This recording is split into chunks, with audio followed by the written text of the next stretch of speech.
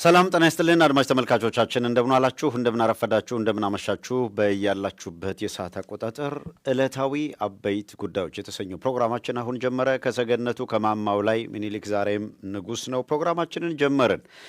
አብራችሁን ስለምትሆኑ ስለምታግዙን ስለምትደግፉንም ከልብ እናመሰግናችኋለን። እስከ ፕሮግራማችን ፍጻሜ ድረስ ከኛ ጋር እንድትቆዩም በአክብሮት እንጠይቃለን። አድማጮቻችን በሁሉም አቅጣጫ በሀገራችን በሁሉም አቅጣጫ በኢትዮ ሰገነት ሳተላይት ቴሌቪዥን እየተከታተላችሁት ያለው ፕሮግራም ከዚህ ከዋሽንግተን ዲሲ የሚተላለፈው ከስቱዲዮ በቀጥታ ስርጭት የሚተላለፍላችሁ ፕሮግራም ነው። ይሄን ስለምትከታተሉ በጣም እናመሰግናችኋለን።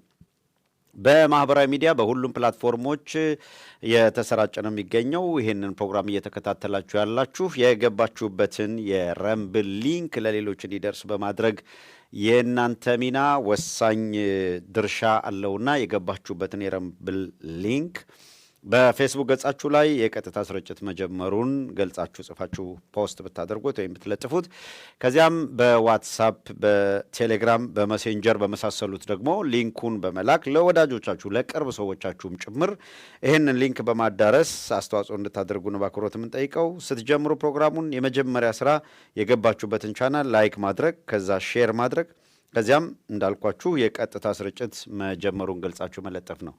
እስከ ፕሮግራማችን ፍጻሜ ድረስ ከኛ ጋር ቆይታ አድርጉ። ርዕሰ ጉዳያችን በአማራና በትግራይ ኃይሎች ተፈጠረ የተባለው ጥምረት የሽመልስ አብዲሳ ውግዘት በጎጃም እና በወሎ የጦርነት ግብግብ ይህንን ርዕሰ ጉዳይ እናነሳለን። በስተመጨረሻም የአብይ ካድሬዎች የፕሮፓጋንዳ ስምሪትን በተመለከተ የምናነሳቸው ነጥቦች ይኖራሉ። አብራችሁ ከኛ ጋር ቆይታ አድርጉ። በትላንትም ከትላንት በስቲያም እንዳደረግነው በርከት ያሉ ማሳያ ቪዲዮዎችን እንደ ፕሮግራማችን በደንብ ማጠናከሪያ አድርገን እንወስዳለን። በምልሰት እያስታወስን ነው የምንሄደው። ቀዳሚ የምናደርገው መረጃዎችን ለእናንተ ማድረስ ነው።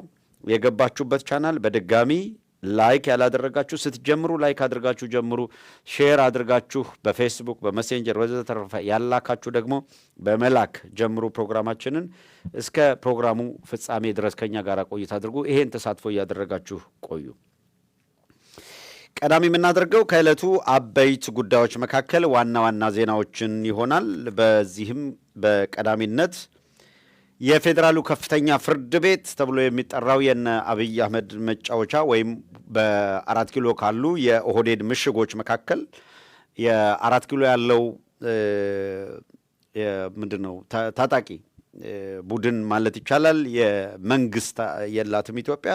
ይሄ ታጣቂ ቡድን ከሚጠቀምባቸው ተቋማት መካከል ለምሳሌ ቤተ መንግስቱን ተቆጣጥሯል። ታጣቂ ቡድኑ የኦህዴድ ታጣቂ ቡድን ቤተ መንግስቱን ይጠቀማል፣ ፍርድ ቤቶችን ይጠቀማል፣ የደህንነት የመከላከያ ወዘተረፈ የሚባሉትን ተቋሞች ይጠቀማል። በሁሉም መንገድ ነው ጠላት ያለውን አካል የሚያጠቃው። ከዚያ በኋላ ደግሞ በረብጣ የገዛቸውን በአርቲስት ስም በለው በባለ ሀብት ስም በለው ማናቸውም ታዋቂ ግለሰቦችንም እንዲሁ ለዚህ ለፕሮፓጋንዳ ኮንሰምፕሽን ይጠቀማል። በጋዜጠኝነት በሰብአዊ መብት ተሟጋችነት ወዘተረፈ በማናቸውም መልኩ በህዝብ ፊት ብራንድ አድርገዋል ብሎ የሚያስባቸውን አካላት የሚገባቸውን የቅጥረኝነት ስራ እንዲወጡ ይዋዋላል። እነዚህ ቅጥረኞች በየጊዜው አጀንዳ እንዲሰጡ ያደርጋል ለማህበረሰቡ። እነዚህ አካላት የሚሰጡትን አጀንዳ ዕለት በዕለት የተከተልን እንደሆነ ስራችንን በአግባቡ አንሰራም። ነገር ግን አስፈላጊ በሆነ ጊዜ ወደፊት ለፊት ገጽ አምጠን አንድ ጊዜ በደንብ ገለጥለጥ አድርገን ገጻቸው ምስላቸው ምን ይመስላል የሚለውን ለህዝብ አሳይተን እንሄዳለን ማለት ነው። ይሄንን ስናደርግም የእናንተ ትብብር እንዳልነው ወሳኝ ነው። ስለዚህ የገባችሁበትን ቻናል እያዳረሳችሁ ሼር እያደረጋችሁ ላይክ እያደረጋችሁ እንቀጥል። ወደ መረጃዎቻችን ወደ ቁልፍ ጉዳዮቻችን እናልፋለን። በደንብ በተቀናጀ ሁኔታ ነው በነገራችን ላይ የፕሮፓጋንዳ ዘመቻውን የሚያደርጉት። በአንድ በኩል አመራር የሚሰጣል ለፕሮፓጋንዳ ዘመቻ አመራር ሰጪ አካላት አሉ። እነዛ አመራር ሰጪ አካላት በተጠና ሁኔታ ክራፍት እየተደረገ እንዲህ አድርጉ ተብለው ነው ዘመቻ እንዲከፈት የሚያደርጉ። ለእያንዳንዳቸው እነሱ ክራፍት ለሚያደርጓቸው ጉዳዮች አንድ ባንድ ምላሽ እንሰጣለን ካላችሁ በጣም አስቸጋሪ ነው የሚሆነው። አንዳንዱ አርቲ ቡርቲ ነው፣ ከላይ ያለውን ከታች አይደግመውም። አለቃው አብይ አህመድን በማምለክ ላይ የተጠመደ እና በከፈሉት ልክ ሲቀደድ የሚውልን አቡጀዲ እናንተ ስትሰፉ አትሉ። መቼም በዋና ጉዳዮች ላይ ነው የምታተኩሩት። እነዚህ ነጥቦቻችን ላይ አንድ ሁለት ብለን እናነሳ። ይሄ ኦህዴድ በምሽግነት ከሚጠቀምበት ክፍሎች ወይም ተቋማት መካከል አንዱ የሆነው የከፍተኛው ፍርድ ቤት በነ ክርስቲያን ታደለ መዝገብ የሽብር ክስ መስርተዋል። እንደምታውቁት የክስ መዝገቡ ያካተታቸው ወደ 52 አካባቢ አሉ። እነዛን 52 በክስ መዝገቡ የተካተቱትን አካላት በተመለከተ ያሳለፋቸው ውሳኔዎች አሉ። ውሳኔውን በተመለከተም የምንነግራችሁ ዛሬ ያሳለፉት ውሳኔ ዓላማው ምንድነው በዝርዝር እንመጣበታለን። ላቸው ውሳኔዎች አሉ። ውሳኔውን በተመለከተም የምንነግራችሁ ዛሬ ያሳለፉት ውሳኔ ዓላማው ምንድነው በዝርዝር እንመጣበታለን። ላይክ አድርጉ፣ ሼር አድርጉ። አንድ መሸጋገሪያ አድርገን ተመልሰን እንደገና እንመጣለን።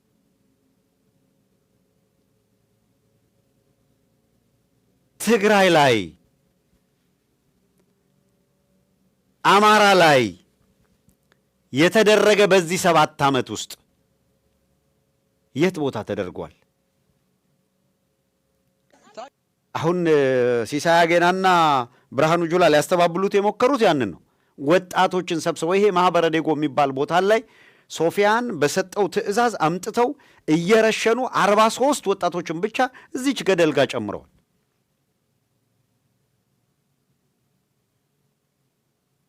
እንደዚህ ሲቪሊያንን ሲጨፈጭፍ የነበረ አካል ነው አሁን መጥቶ እየጨፈጨፈ ያለው። ይሄ ጭፍጨፋ ቢያንስ ካስተማረ ዳግመኛ ይሄ እንዳይፈጠር እንዴት መከላከል ይቻላል ወደሚለው እንዲኬድ ነው። እዚህ ሰው ከነነፍሱ እንደዚህ እየጨፈጨፉ ገደል የከተቱ ትግራይ ላይ መጡ። አሁን አማራው ጋር ምን መጥተው ምን አደረጉ? ይሄኛውን ደግሞ እንቀጥል። ጋቢ ያደረጉት እሱ ቀጥሎ ያለው yes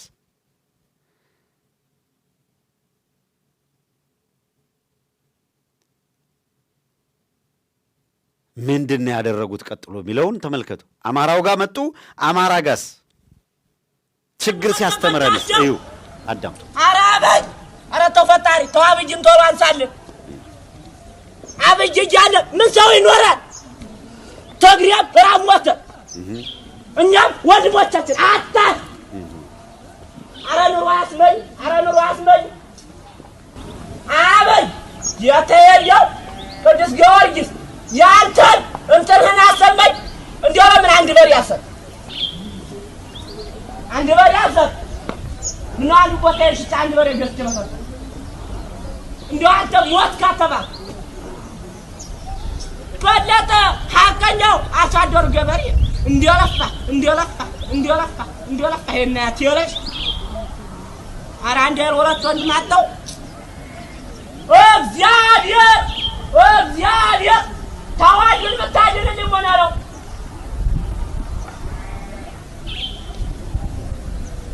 ወንድሜ ያስተብየው አረረ ደሞ ወንድሜ ተፍልኛል ያልኩት ሞተብኝ።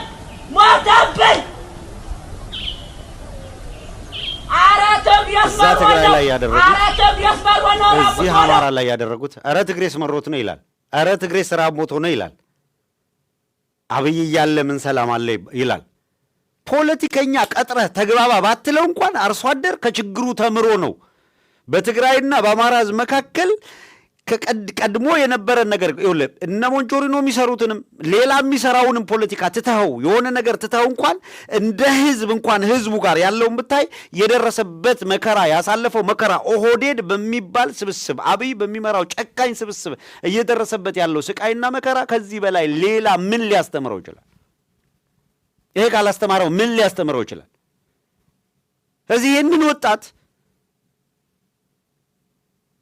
ፖለቲካ ተሰብኳል። ቲያትር አይደለም የሚሰራው። እንዳያችሁት ህዝቡ አልቆበት እዛም የደረሰው እዚህም የደረሰው ይህንን ነበር። ቀድሞም ሲሰጋ የነበረው ይሄ ነው።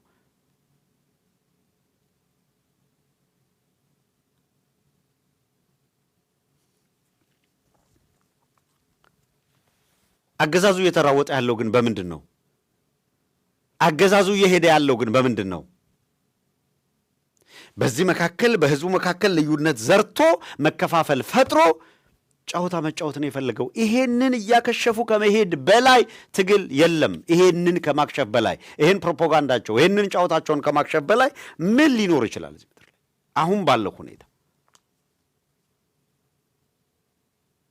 በሁለቱም መካከል በፌዴራሉን ተቆጣጠር ያለው የሚለው ኦህዴድ ትግራይም ሲገባ አማራም ሲገባ ይሄንን የምታዩትን ሰቆቃ ነው የፈጸመው። ምናልባት ችግር አስተምሯቸው ከሆነ እስኪ ሀገራችን የሚለው የኤሱን እናምጣ፣ ቀጥሎ ያለውን እናመጣዋለን። እሺ ችግር አስተምሯቸው ከሆነ እንስማ እስኪ። አሁን ያለውን በጣም አስከፊ የሆነ የሀገራችን ሁኔታ ተቀይሮ ስልጣን ላይ ያለውን አምባገነናዊ ቡድን ከስልጣን ወርዶ ሁሉ ፈልገው አሁን ያለውን በጣም አስከፊ የሆነ የሀገራችን ሁኔታ ተቀይሮ ስልጣን ላይ ያለውን አምባገነናዊ ቡድን ከስልጣን ወርዶ ሁሉም ብሔር ብሔረሰቦች የሚያሳትፍና በእኩልነት ሀገራችንን ለመኖር የሚያስችል ሁኔታ እንዲፈጠር የራሳችን ድርሻ መጫወት እንጂ የመገንጠል ዓላማ የለንም። እኛ የምንፈልገው አሁን የመገንጠል ዓላማ አለን ብትል ኖሮ የአብይ ካድሬ በሙሉ ተሰማርቶ ማህበራዊ ሚዲያውን ያጨሰው ነበር። ሊሄዱ ነው፣ ሊገነጠሉ ነው፣ አለቀ ወዘተረፈ። የመገንጠል ዓላማ የለንም ብለው መጡ። አንቀጻችሁን ጠቅሳችሁ ጥርግ በሉ ሲሉ ነበረ። በኢትዮጵያ ፍርስራሽ ላይ ቂም አለ። ነገርናችሁ እኮ ማጥፋት የፈለጉት አማራውን ነው፣ ማጥፋት የፈለጉት ኦርቶዶክስን ነው። በኦርቶዶክስ በኩል ደግሞ የትግራይ ብሔረሰብ ተወላጅ የሆነ በሙሉ 98% ኦርቶዶክስ ነው። ስለዚህ ኦርቶዶክስ ስለሆነ መጥፋት አለበት ብለው ነው የሚያምኑት። ሌላውን ተወው ነው ምነገር። በብሔር ብሔረሰብ ምናምን ይሄ በፖለቲካ ጽንሰ ሐሳብ አንድ ነን ብለው ሊያምኑ ይችላሉ። ብሊቭ ኦር ኖት ግን የፈለገ አንድ ላይ ቢሆኑ እንኳንስ የትግራይ ተወላጅ ሆኖ ኦርቶዶክስ የሆነውን ኦሮሞ ሆኖ ኦርቶዶክስ የሆነው መጥፋት አለበት ብለው የሚያምኑ ሰዎች ናቸው። ይህን እያደረጉ እያሳዩ አይደለ? ኦርቶዶክስ የሆነውን ሀዲያ ላይ ትላንትና ሲያርዱት አይደል እንደዋሉት? ቤተክርስቲያን ሲያቃጥሉ የማዕከላዊ ምንድነው ማዕከላዊ ኢትዮጵያ ክልል ዋና ከተማ የዞኑ የሀዲያ ዞን ዋና ከተማ በሆነችው ዋና ከተማ ላይ እኮ ነው በገጀራ ሲፈጁ የነበረው። የጸጥታ ዘርፍ ኃላፊው አመራር እየሰጠበት ይደረግ የነበረ እኮ ነው።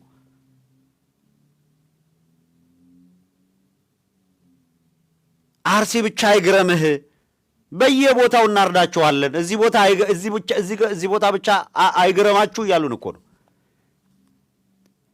እንዲህ አይነት ግድያ እንዲገደል ቤተክርስቲያኗ እንድትቃጠል ምዕመኑ እንዲሰደድ አማራው እንዲገደል እነማን ደግሞ እየቀሰቀሱ ነው? አይ የኢትዮጵያ ችግር የጦርነቱ ችግር አጠቃላይ ኢትዮጵያ ውስጥ ያለ ችግር ኢትዮጵያ ውስጥ እኮ ችግር እንፈታለን ብለው ችግሮቹን ለመወያየት የምክክር ኮሚሽን ተቀምጠዋል አሉን። ከዛ ግን በአስቴር በዳኔ በኩል ደግሞ የኢትዮጵያ ችግር ኦርቶዶክስና አማራ ናቸው ብለው ደግሞ አስነገሩ። አየ የምክክር ኮሚሽን የሚባለው እዛ ተቀምጦ የኢትዮጵያ ችግር ኦርቶዶክስና አማራው ነው ሲባልና አማራና ኦርቶዶክስ ላይ የሚፈጸመው እልቂት ሲቀጥል ለምን ተጠያቂነት አልኖረው? ማን ነው የሚጠይቀው? ማን ነው ጠያቂው? አብይ አህመድ ነው ፕላን ያደረገው አቅዶ የሚሰራው ነው። እነ ብርሃኑ ጁላ ናቸው አማራ ክልል ላይ መጥተው። ታዲያ አሁን ጎጃም ላይ ምዕራብ ጎጃም ላይ ደጋዳሞት ጮቄ ምናምን ያለው ማን ነው? ማን ያለው ጮቄ ተራራ ላይ ማን ነው? ደጋዳሞት አካባቢ ምዕራብ ጎጃም አካባቢ ፍጅት እየፈጸመ ያለው አካል ማን ነው? ይህን ፍጅት እየፈጸመ ያለው አካል ሶፊያን ነው አንዱ። የውላችሁ ሌፍተናንት ጀነራል መሐመድ ተሰማ አለ፣ ሜጀር ጀነራል ብርሃኑ ጥላሁን አለ፣ ብርጋዴር ጀነራል ሶፊያን አህመድ አለ፣ ብርጋዴር ጀነራል አዲስ መሐመድ አለ። ብርጋዴር ጀነራል ሶፊያን እና አዲስ የኮር አዛዦች ናቸው። ሌፍተናንት ጀነራል መሐመድ ተሰማና ሜጀር ጀነራል ብርሃኑ ጥላሁን ደግሞ የእዝ አዛዦች ናቸው። እዛች አንዲት ቦታ ላይ እዛችሁ ደጋዳሞት አካባቢ ሁለት እዝ ኮሎኔሉ ምናምኑ እንደነገር ናችሁ። ከዛ መድፉ ሞርተሩ የድሮኑ እየዘነበ እንደ እሳት ማለት ነው። ይሄ ጭፍጨፋ እየተደረገብን ሌላ አጀንዳ ሊሰጥ ይፈልጋል። ቀጣዩን እስኪ እንስማው። የሚያስነጥሳቸው ይሄ ነው፣ የሚያሳብዳቸው ይሄ ነው። የሚፈልጉት አጀንዳ የነበረው ተገንጣይነን ሄደናል አንፈልግም የሚል ነበረ። እኛ በአማራና የትግራይ ህዝብ የተቆራኘ ታሪክ ነው ያለው። የትግል ታሪክ፣ የወንድማምነት ታሪክ፣ የአንድነት ታሪክ ነው ያለው። ስለዚህ ከማንም ሆነን ለአማራ ህዝብ ለመዳከም አንሰራም፣ አንዋጋም። ስለዚህ የራስህን ችግር ራስህን ፍታ። ባይሆን ከፋኖ ጋር የጀመርከው ውጊያም ፍትሃዊ አይደለም። ለህልውናቸው ለህዝቡ ህልውና ለማስቀጠል ነው የተዋጋው። ስለዚህ አንተ የህዝብ መንግስት ከሆን የህዝብ ጥያቄን በመመለስ አድርገህ በሰላማዊ በምክክር መፍታት አለብህ ብለን እንቢ ብለናል፣ በግልጽ ማለት ነው። ይህን አጀንዳ ግን ለምንድን ነው የተሰሩ ከተባለ ግን በህዝቦች መካከል መቃቃር እንዲኖር የአማራና የትግራይ ህዝብ እንዳይቀራረብ፣ እንዳይገናኝ፣ አብሮ እንዳይታገል የትግል ታሪክ ያው የቅርብ ጊዜ ነው። በ1970ዎቹ አንድ ነገር ታሪክ ላይ የአማራ ህዝብና የትግራይ አንድ ላይ ጥላቻ ቀስቅሰው ብለው በዚህ ጋር ሄደው በዚህ ጋር አይደለም አይደለ? የአማራና የትግራይ ህዝብ የተቀራረበ ነው። የትግል ታሪክ አለው። አብሮ የኖረበት ዘመንና ታሪክ ይበልጣል። በአንድ መስጊድ የሚሰግድ በአንድ ቤተክርስቲያን የሚያስቀድስ ህዝብ ነው። ኒውትራላይዝ እያደረገ እንዲህ አይነት ነገር ሲፈጠር ለምንድን ነው ሰው አይኑ ሊቀላ የሚችለው? ኦህዴድ ካልሆነ በቀር ቅድም እንዳልኩት ነው። ምን አይነት መተማመን ይመጣል? መተማመን እንዲሁ በአንድ ጀንበር ብድግ ብለህ ተማመን ልትማማለ ፖለቲከኞች ናቸው። ጥላቻ ቀስቅሰው ጦር አዝምተው መገዳደል ከሚመጣ ግን እንደዚህ ኒውትራላይዝ እንዲያደርጉ እድል ይፈጠር ስትል ለምንድን ነው? ሰይጣን ካልሆነ በቀር ለምንድን ነው የሚለው? ኦህዴድ እንደዚህ አድርጎ አድቫንቴጅ ወስዶ ነበረ በአማራው ላይ። አዎ ድጋሚው ለአንድ እንቅፋት ሶስት አነቅፍህ ነው።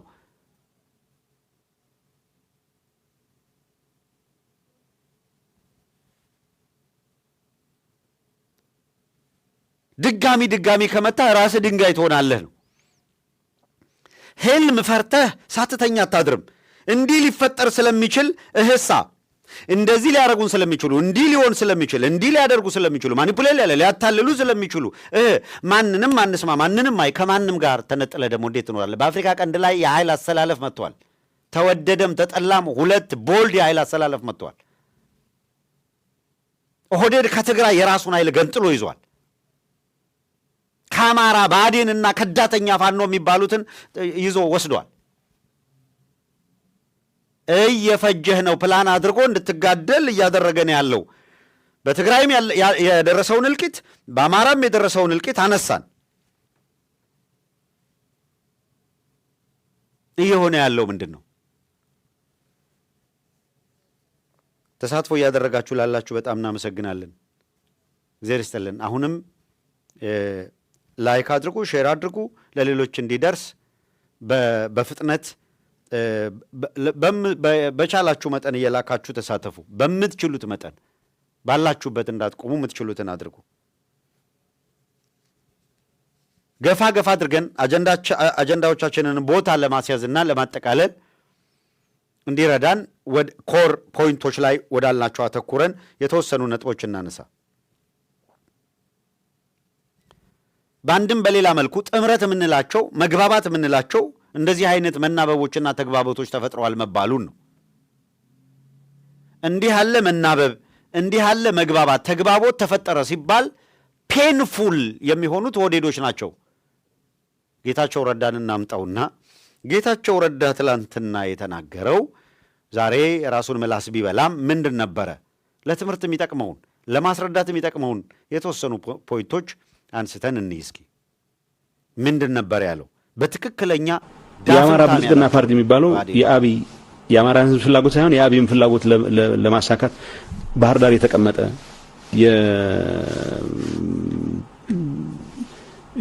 የምኖች ስብስብ ማለት ማዮፒክስ ዳፍንታም ስትሆኝ የህዝብሽን ጥቅም ነው የምታስቢው ወይስ የአንድ ቡድን ጥቅም ነው? ዳፍንታምነት ነው የሚባለው ማዮፒክስ ስትሆን የቅርብ ርቀት ስታስቢ የዛ አይነት ሰዎች ስብስብ ነው።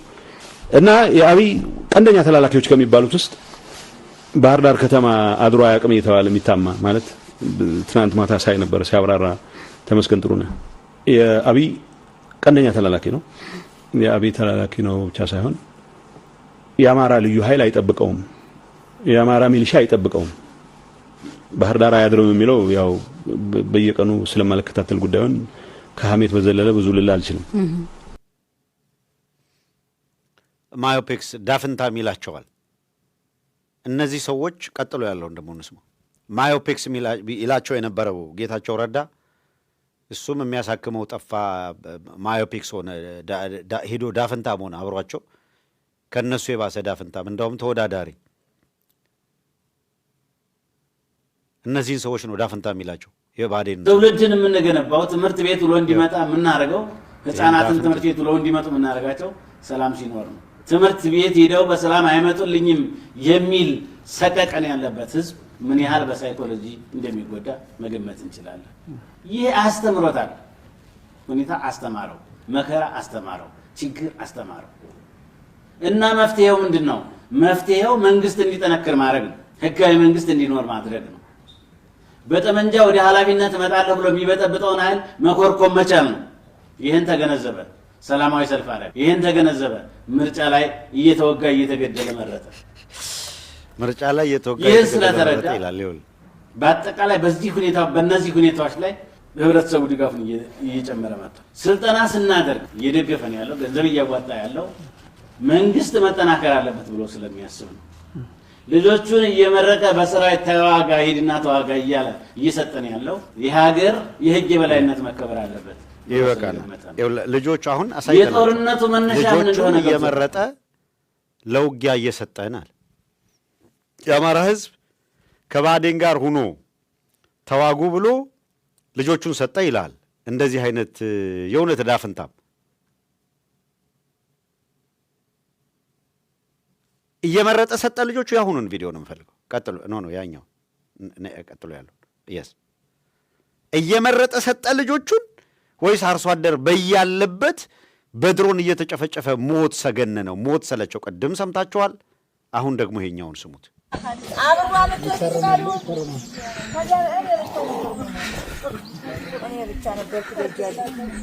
እንዴት አደራችሁ? ሰላም ነው? ምንድነው የተፈጠረው እዚህ? ደርሶ በረዶ ጎረደብኝ እንጂ ምኑን አሰብኩት። ጭቃ ልሆንስ ተባለ። እሱ ደግሞ ተስረው እንደበረረ መጥቶ እዚህ እንደው ማጥንቱ የማይገኝ ነበር። እንደሌላው ሞቶ ሰው ተቀበረ እስከና እናንተ አካባቢ ፋኖ ምናምን አለ እዚህ የለ ምንም የለ። እና ታዲያ እዚህ የተተኮሰው ለምንድን ነው? እኔ ምን አባቴ ነው ቃል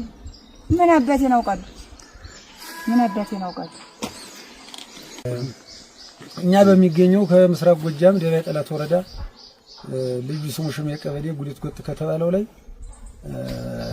በዛሬ ስራ የዘር ወቅት ነው፣ የእርሻ ወቅት ነው፣ የእርሻ ሰዓት ነው። ሴቱም ወንዱም አርሶ አደሩም ህፃኑም ወደ ስራው በተሰለፈበት ሰዓት ከጧቱ በ3 ሰዓት አካባቢ ከ2 እስከ 3 ሰዓት ባለው አካባቢ የተጣለውን ትላልቅ መሳሪያ ቆይ ሆኖ እዚህ ላይ የቤት ዘርና የህፃናት እየደነገጡ ከስራቸው እየሞቱ እርሻ ላይ እየወደቀ ሴቶች አዛውንቱ ያርጎች እየሞቱና እየተገደሉ ይገኛሉ።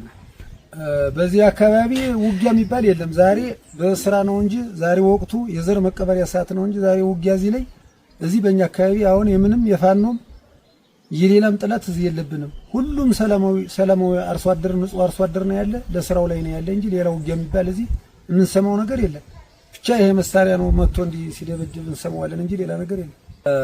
ያው በባለፈው አብይ አህመድ አገዛዝ ይሄንን ቪዲዮ እንድትሰሙት አድርገናል። ትላንትና ከ15 ቀን ጀምሮ ከ15 ጀምሮ በረጅም እዛ አካባቢ ጦርነት በሌለበት ውጊያ በሌለበት ቦታ ይህን ሲያደርግ ነበር። ትላንት በርካታ ቪዲዮዎች አቅርበን ነበረ።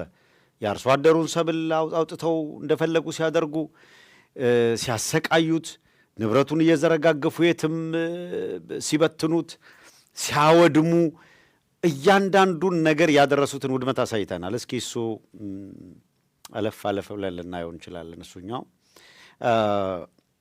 ይሄንን ያደረገ እና እያደረገ ያለ ስርዓት ነው። ልጆቻችን እናቶቻችን ገዳሙ ላይ ተግባረ እድ ስራ እየሰሩ ባሉበት ሰዓት ላይ ከየት ይምጣ አውቅም በድሮን እህቶቻችን ልጆቻችን ተጨፈጨፉብን።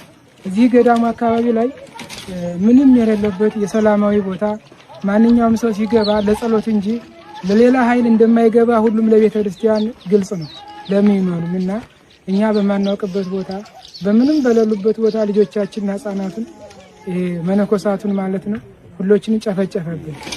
እንግዲህ የኢትዮጵያ ህዝብ እንግዲህ እንደምታዩት የኢትዮጵያ ኦርቶዶክስ ተዋሕዶ ተከታዮች ይሄንን ነገር ሁሉ መነኮሳቱ ይጨፈጨፋሉ፣ አርሶ አደሩ ይጨፈጨፋል።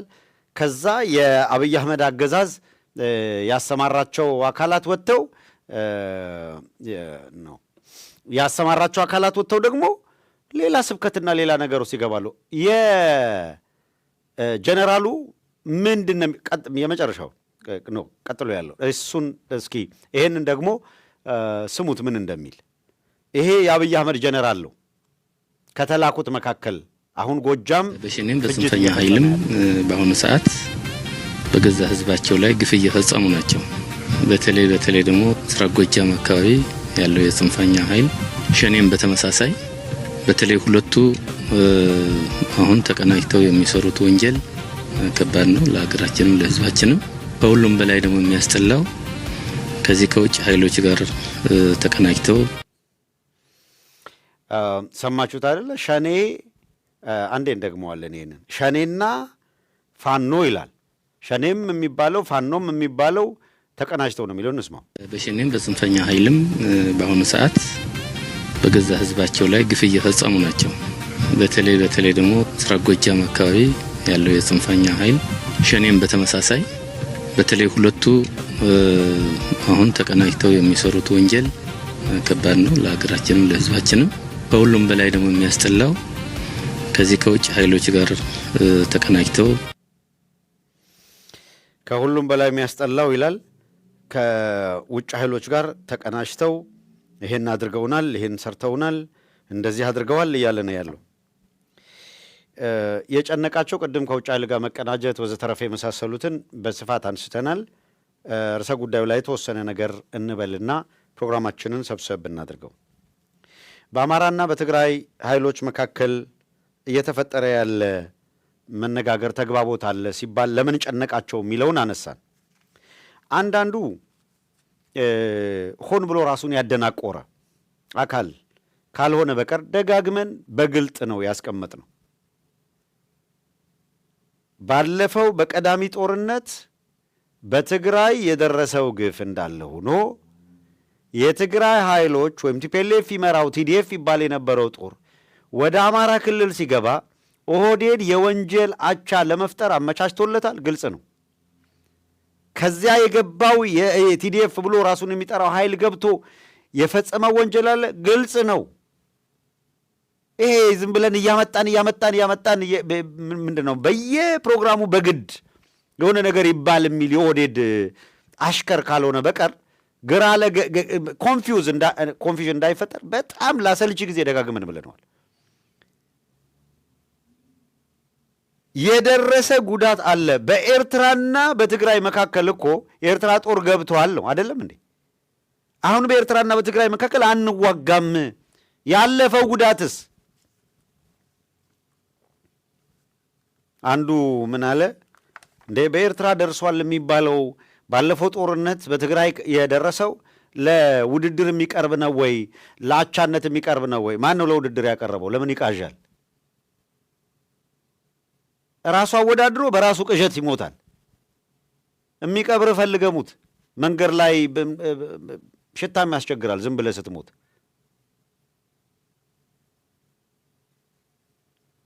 ለውድድር አላቀረብንም። በኤርትራ በኩል ምንድን ነው ቂም፣ የቆየ ቂም አለ። ያ ቂም ምንድን ነው? 27 ዓመት ኖ ፒስ ኖ ዋር የሚል ፖሊሲ ነበር።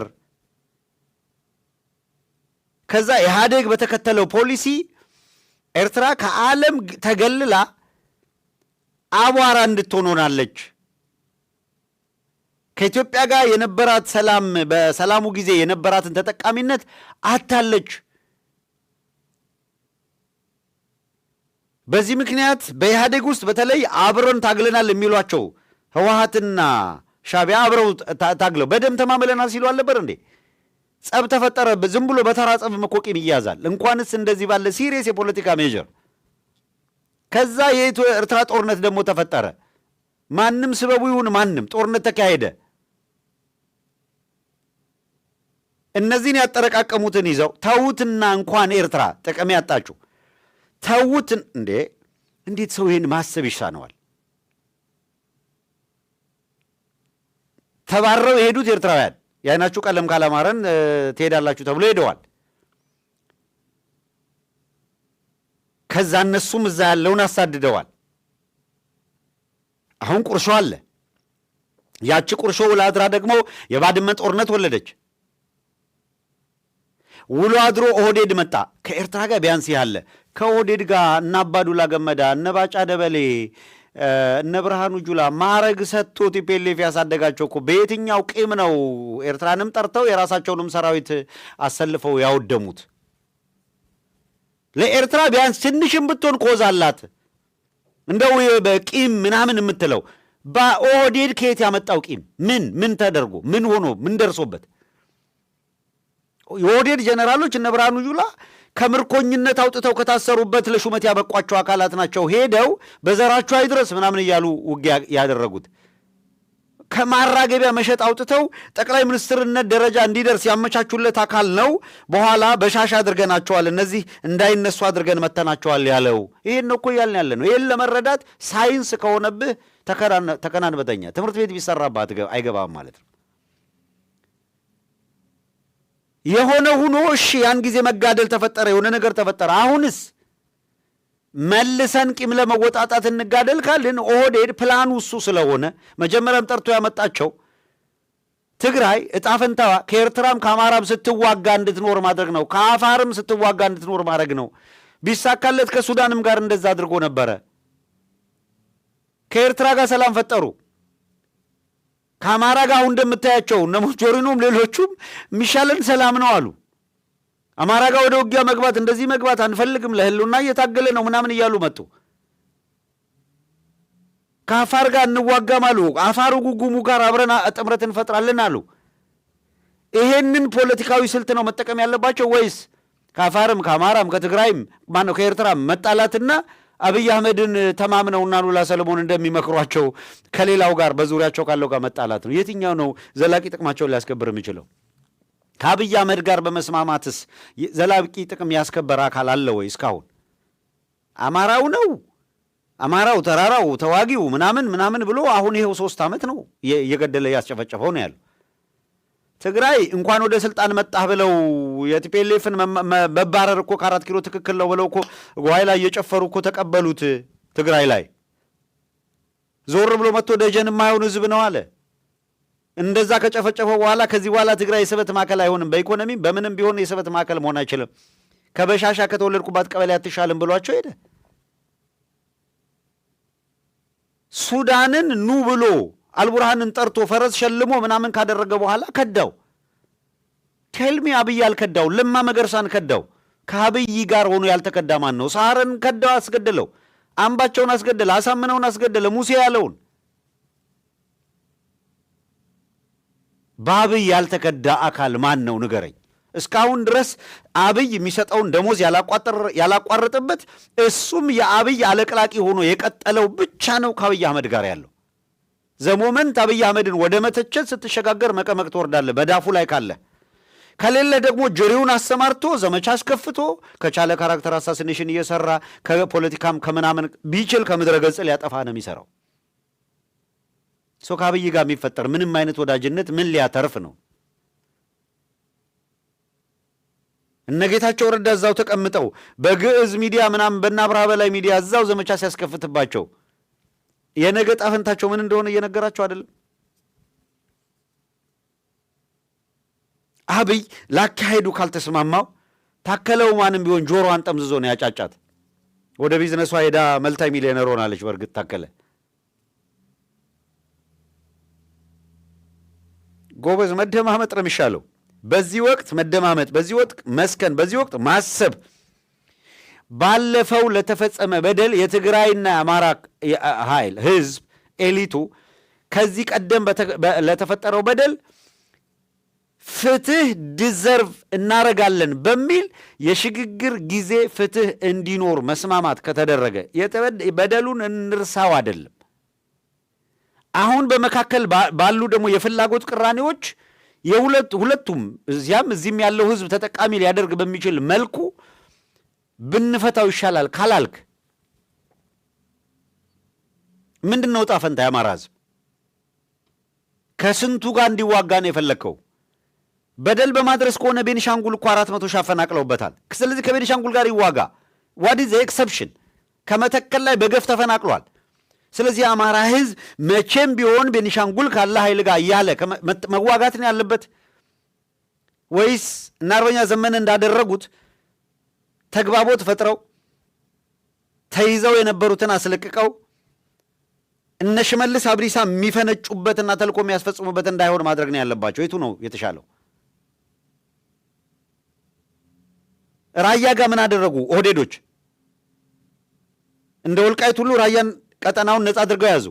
ከነጌታቸው ረዳ ጋር ፖለቲካ ሲግባቡና ጌታቸው ረዳ መቀሌ ሆኖ ጉዳያችንን እናስፈጽማለን ሲል ለቀው የእጁ መጡ። ቆቦ መጡልህ አስረክበው 40 ሺህ ተፈናቀለ። አንድ ቀን ለምን ብለው አልጠየቁም። አሁን መጥተው ምን ይሉልሃል? ቲፒኤልኤፍ ይሄን ያህል ሰው አፈናቅሎ አይዋጉትም። እናንተ ለቃችሁ የመጣችሁት ለምንድን ነው? መዋጋት ካለባችሁ እናንተ ለምን ሄዳችሁ አልተዋጋችሁም ብለህ አትጠይቃቸውም? የሚፈልጉት አማራ ተዋጋ የሚባለውን ነው። ወልቃይትን እኩል ልክ እንደ ራያ አጥቅጣችሁ ያዙም ብሏቸዋል እኮ። ነገር ግን በአከር እንዳትመጡ፣ መተማ እንዳትመጡ፣ ከሱዳን ጋር መገናኛ የሚባል በር የለም፣ ወደ ወልቃይት ግን አጥቅታችሁ ግቡና ብሏቸዋል። ተፈናቃይ የተባለውንም 500 ሺህ 1 ሚሊዮን በሉ በእነሱ በፈለጉት ቁጥር እኮ አስገቡ ብሏቸዋል። አስታጥቀን ካልሆነ አናስገባም ምን ዋስትና አለን ወደሚል መከራከሪያ ስለቀረበ ነው። ይሄ በይፋ አይደል እንዴ በክርክር ሲቀርብ የነበረው? እኔ እኮ አይደለም የምለው በአደባባዩ ላይ የነበረው እውነት ነው። ስለዚህ ኦህዴድ ሲያጋድልህ ይኑር ወይ ነው ወይስ መፍትሄው ምንድን ነው? ራሱን ይቻል አማራ ራሱን ችሎማ እየታገለ ነው። ኦፍኮርስ የማንም ጥገኛ መሆን አያስፈልገው። መንግስት መሆን አለበት ስትል ግን ኢትዮጵያ ውስጥ ካሉ ኤኒ ስቴክሆልደርስ ጋር በብቸኝነት ተረኛ እንዲሆን የፈለግከው ወይስ አማራ የሚገባውን ስልጣን እንዲይዝ ነው እየታገልክ ያለው? የሚገባውን ማንም አልፎ ያጅ ካሁን በኋላ አማራ እንዳያጠቃው አድርገህ ማንም ቂጣ በቀደደው አፉ ተነስቶ እንደፈለገ እንዳይፈነጭበት አድርገህ ነው? የትኛው ነው? ሁሉም በየፊናው ይዋጋ፣ ሁሉም በየፊናው ይሂድ። አንዳንዱ ደግሞ ግራ የገባው አለ። ሁሉም በየፊናው ይሂድ። ኦኬ በየፊናው ይሂድ። ከአፋር የሚነሳ ኃይል አፋር ጉጉሙ እያጠቃ ይሂድ። ከሶማሌ ኦብነግ እያጠቃ ይሂድ። ኦነግ የጃልማሮ በዛ በኩል መጣ፣ ቤኒሻንጉል በዛ ጋር ሄደ፣ አማራው አማራ በኩል ሄደ። ከዛስ የጋራ ኢንተረስቱን ቀድሞ ካልተነጋገረ ካልተግባባ 4 ኪሎ ሲደርስ ከሌሎቹ ጋር እንዲዋጋ ነው? ሌሎቹስ 4 ኪሎ ደርሰው እርስ በርስ እንዲዋጉ ነው ወይስ መነጋገርና ኮመን ግቦቻቸው ምንድን ነው? አሁን ቅድም እንዳለው ዲፋክቶ ነው ከሀገር ገንጣይ ጋር ነበር የሚባለው።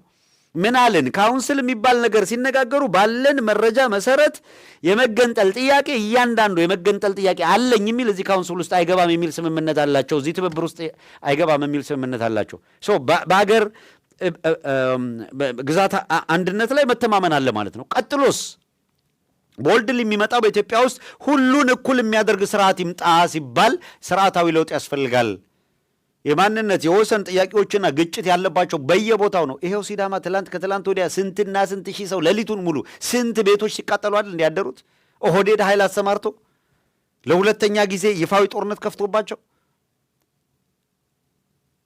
የኦህዴድ ስርዓት ሲያበቃ ሁሉን የሚያግባባ አንድ ወጥ ስርዓት እንዴት ይኖር የሚል መነጋገር ይፈጠራል ነው።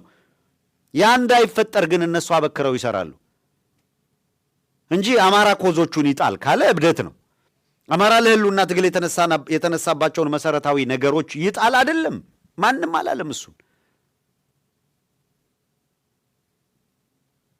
ከጦርነት በመለስ ከእልቂት በመለስ ሊፈታ የሚችልበት እድል ቢያንስ በዚህም በዚያም በሁሉም ቦታ የገጠመውን ቀውስና ከበባ እንዴት አድርጎ ይወጣዋል? ካለም ተጨባጭ ሁኔታም ካለም ሪያሊቲም አንጻር አይተን መፍታትም ስላለብን ጭምር ይሄንን ነው ለማለት የሞከርነው። ሌላው የሽመልስ አብዲሳ ውግዘት ጋር ልምጣ። ሽመልስ አብዲሳ ንዴቱ አንድ ንግግር አድርጓል። በንግግሩ ላይ ብስጭት፣ ቁጣ ምናምን ድንፋታ ውስጥ ገብተዋል። መልካም የመደንፋት ዘመን በሰበሩን ቦታ ሰብረናቸዋል፣ እንደዚህ ተቆጣጥረናቸዋል እያሉ ሲሰብኳቸው ሲያስተምሯቸው የነበሩ አካላትን ስምሪት እየሰጡ ነው። ወደ ኋላ ተመለሱና እዩ። አማራ ላይ የዘግናኝ የሆነ የጥላቻ ቅስቀሳ የሚያደርጉ አካላት እነማን ናቸው ብላችሁ አንጥራችሁ ያቸው።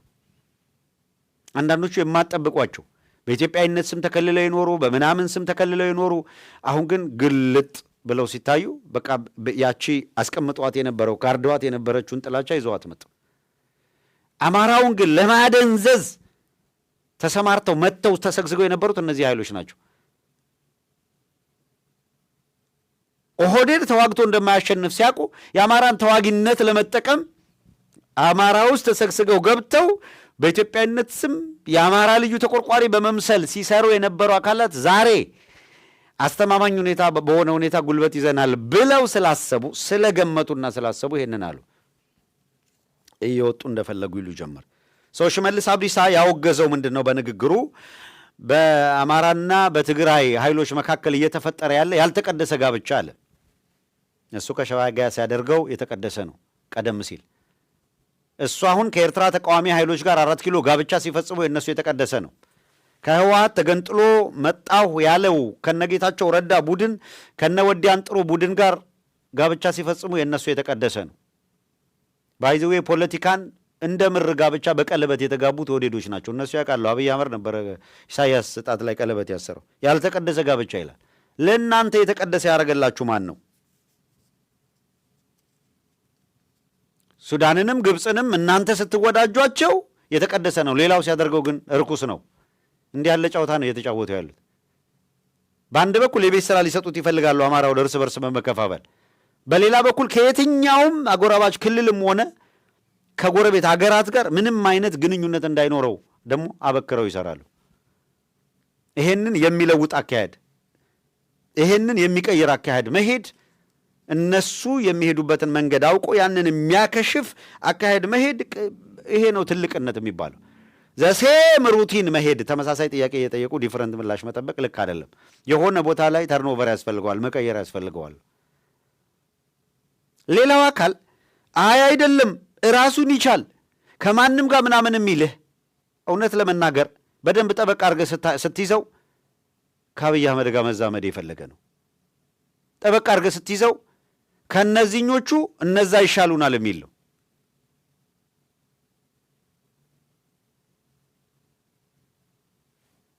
ጉዳዩ ያልሆነ የአማራ ኮዞችን ገነጣጥሎ ዝም ብሎ ሸራርፎ ኪስ ውስጥ ያስቀመጣትን ብቻ ኬዝ የሚያስብ ሲሆን እንደዛ ይላል። በአሁኑ ወቅት በኢትዮጵያ ሁኔታ ውስጥ በሚያደርሰው ጉዳትም በጥላቻው መጠንም በያዘው አደገኛ ቅድም የኦህዴድን ያክል ለኢትዮጵያን ለምስራቅ አፍሪካ ጠላትና አደገኛ ኃይል አለ ብዬ አላምነው።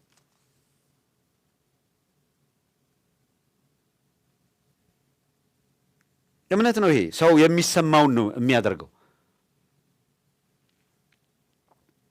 እነ ሽመልስ አብዲሳ ደማቸው ተንተክትኮ ይዋጉልናል ብለው ያሰቡ አካላት አንዋጋም ሲሏቸው በትግራይና በአማራ ኤሊቶች መካከል የተፈጠረ አንድነት ኢትዮጵያን ያፈርሳል፣ ይሄንን ያደርጋል ምናምን ያሉ እነሱ እየገነቡት ነው ያሉት። ጠላቶቻችን ካሁን በኋላ በኢትዮጵያ ጉዳይ ከኛ ጋር ቁጭ ብለው እንዳይወስኑ የሚያደርግ እንኳን እነዚህን ሚዳቆ ብለው አማራውን ትላንትና ስናሰማ ነበር፣ ከዛ በፊትም ስናሰማ 27 ዓመት የገዛንንም ነቅለን አባረነዋል፣ ዳግመኛ ተመልሰው በኢትዮጵያ ጉዳይ ከኛ ጋር አይወስኑም ነው ያሉት። እነሱ ቴብሉን እስከተቆጣጠሩት ድረስ ትግራይም አማራም ያለ ኃይል መጥቶ በእነሱ ቴብል ዙሪያ ሊወስን አይችልም። አንለስ ጾር አዘርዋይስ እንደ ጌታቸው ረዳ ዳቦ ተቆርሶ ሲሰጥ ሁላ እንደ ሕፃን ልጅ አመስግነ እየበላ 4 ኪሎ ልኑር ካላልክ በቀር አለዛ እንደ ብአዴን የሚሰጥህን ተቀብለ ተላላኪ ሆነ ለመኖር ሰረንድ ለማድረግ ካልፈለክ በቀር ሪያሊቲው ይሄ ነው። ይሄንን ቢመርህም ዋጠው። በጎጃምና በወሎ ጦርነት ከፍተኛ የጦርነት ግብግብ እንደቀጠለ ነው ያለው። አሁንም በጎጃም አካባቢ ያለው እልህ አስጨራሽ ጦርነት የጨበጣ ውጊያ ጭምር ሁሉ እየተካሄደ ያገዛዙ ኃይል ግብግብ ውስጥ ነው ያለው። እዚህ ጋር አሁን የጦርነቱ እንቅስቃሴ ላይ በጎጃም ቀጠና ደጋዳሞትና ጮቄ አካባቢ ብቻ እንኳን ቀደም ሲል እንደጠቀስኩት እነ ሌፍተናንት ጀነራል ተሰማ መሐመድ ተሰማ፣ እነ ሜጀር ጀነራል ብርሃኑ ጥላሁን፣ እነ ብርጋዴር ጀነራል ሶፊያን መሐመድ፣ እነ ብርጋዴር ጀነራል አዲስ መሐመድ የኮርና የእዝ አዛዦች ሜካናይዝድ ይዘው ልዩ ኮማንዶ ይዘው ከመደበኛ ሰራዊት ባሻገር አየር ኃይል በተሟላ ሁኔታ ገብቶ በሜካናይዝድ ይሄ ሁላ ውርጅብኝ ጎጃም ምድር ላይ እየዘነበ አብይ አህመድ የበላይነት ይዞ ሊያቀራራ አይችልም። 3 ሰው ይዞ ወደ ኋላ እጃቸውን የፊጥኝ አስሮ ማረኩኝ ነው የሚለው። በአንጻሩ ወደ ፋኖ ስትሄዱ አሰልፎ ሲነዳው ነው የሚያሳያችሁ። አሰልፎ ሲነዳው ሊትራሊ የእውነት ይሄ ነው መሬት ላይ ያለው እውነት። ይሄ ነው መሬት ላይ ያለው እውነታ። ለዛ ነው ሲጨንቃቸው መተው የሚቀባጥሩት። ብርሃኑ ጁላ የሚርበተበተው እኮ ሲጨንቀው ነው። አንድ የብርሃኑ ጁላ ንግግር አለ፣ እንደ መውጫ እንጠቀመዋለን። እሱን እንስማውና ሌሎቹን መቀነስ እንችላለን ከሰዓት አንጻር።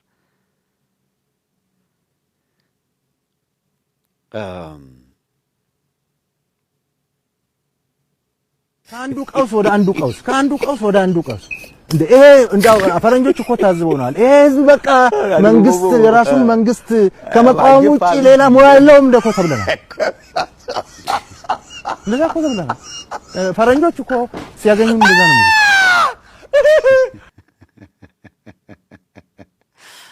ታዬ ደንዳ እንዴት ስሙ? ፈረንጆች እኮ እንደዛ ነው። በአማርኛ ነግረውት ነው። አዎ ታዬ ደንዳ እስኪ አስታውሰን መሄድ ጠቃሚ ነውና ይሄኛውን ደግሞ እንስማ። ሁለተኛ እነገሌን ላጠፋ ነው አለኝ። በአካባቢው ፖለቲካ ምናምን ስም ጠርቶ ምናልባትም ያው የሚሆነው ስለማይታወቅ አማራን ላጠፋ ነው አለ። ምስጢር ሆኖ እንዳይቀር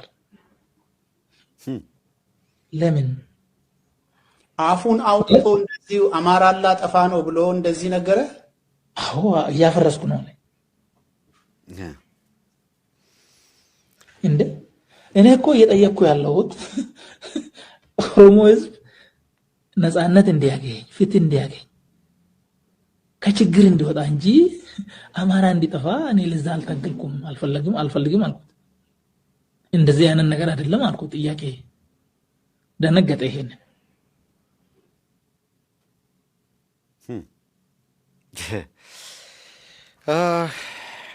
ከዚህ በላይ ምንድን ነው ልናቀርብ እንችል? ትግራይን ከራሱ ካንደበቱ አጠፋችኋለሁ ሲል ያልነው እኮ እዛም እዚህም እንደ ምክር ሀሳብ ያቀረብነው ይሄንን ነው። ይሄ ቀረርቷቸውን እንደዚህ ሰራዊት አድርገን በዚህ ገንብጤ ዛሬም ብትገቡ የመንግስት ሚዲያ ምናምን ገለመል የምትሉት አቃል በሙሉ ፉከራቸውና ቀረርቷቸው እዚህ ጋር ምክክር ነው ይልሃል። እዚህ ጋር ደግሞ ሰራዊት ገንብተናል፣ አየር ኃይል ያሳያል፣ የሆነ አካል ያሳያል። በቃ ይሄ ጭንቀት የወለደው ነው። እሱኛውን የመጨረሻውን አሁን ይሄ ኤግዛክትሊ እሱን ቪዲዮ ነው። በጣም የሚያቀራሩት ነገር ስላለ አቅራርተው አማራ ጋር የሚገቡት ኃይሎች እና በቃ በጣም ወሳኝ ጦር አብይ አህመድ በተለይ ሰሞኑን ፍራቻው ነው ይገባኛል። በጣም እያለ ነው ያለው። ምን ስለሚገጥመው ነው?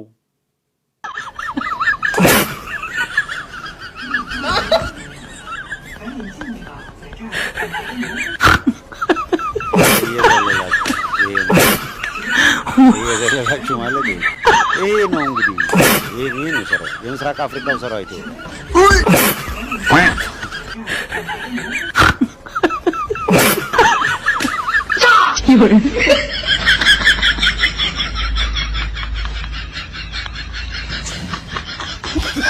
ምስራቅ አፍሪካ ማርኮ ወደ ምስራቅ አፍሪካ ይልካቸዋል ማለት ነው። አይ ብርሃኑ ጁላ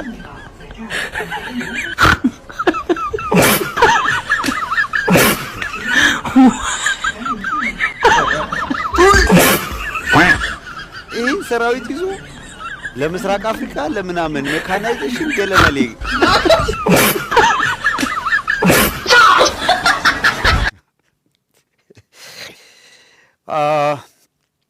ይገባል። ጣፈንታው ይሄ ነው የሚለውን ደጋግመን ስንላችሁ የነበረውን ነው ለማስታወስ መለስ ብለን ያመጣ ነው። የዛሬውን መርሃ ግብራችንን አይ ቲንክ በዚህ ቋጭተን ዛሬ ዕለተ አርብ ነው እንደምታውቁት። ሰኞ፣ ሮብ፣ አርብ ደግሞ ትንታኔ አለ። ስለዚህ ወደ ትንታኔው ፕሮግራም ለማለፍ እዚህ ላይ የዕለታዊ አበይት ጉዳዮች ፕሮግራማችንን እዚህ እንቋጭና ፈጣሪ የነገ ሰው ይበለን። ነገ ደግሞ ለየት ባለ ፕሮግራም ነው የምንጠብቃችሁ።